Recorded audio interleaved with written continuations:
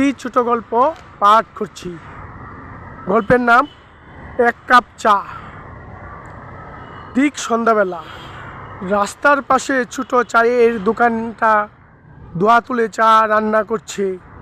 সেই ধোঁয়ার ভেতর আছে রুদ্র, মাত্র অফিস থেকে ফিরছে, ক্লান্ত মুখ। চায়ের দোকানে বেঞ্চে বসতেই দোকানদার বলল, এক কাপ দুধ, চিনি কম, তাই তো? রুদ্র হেসে মাথা নাড়ল। একমাত্র এই দোকানটাই তার সবচেয়ে পছন্দের, কারণ এখানে চা থাকে বেশি উষ্ণতা। হঠাৎ পাশে এসে দাঁড়ালো একজন তরুণী, হালকা নীল শালের ভেতর জড়ানো। বলল, এক কাপ চা। আর যদি অনুমতি দেন, আপনার পাশে বসতে পারি? রুদ্র একটু অবাক হলেও বলল, জি অবশ্যই।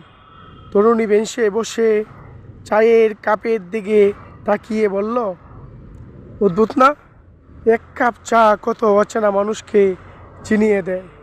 রুদ্র হাসল। হয়তো কারণ চায়ের কাপে গল্প উষ্ণ হয়, মানুষও নরম হয়। হাওয়ায় শাল উড়ল।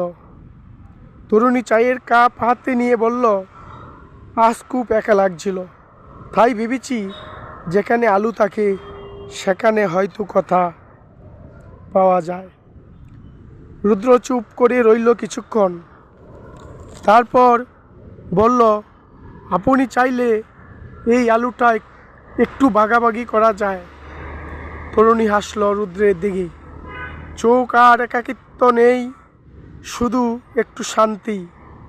দোকানদার চা ডালার শব্দে সন্ধ্যার নীরবতা ভেঙে গেল।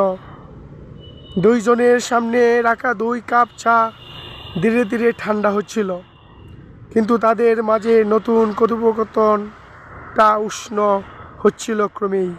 সেদিন রাতের শেষে রুদ্র বুঝল, এটাই তার প্রাথমিক প্রেমের সূচনা।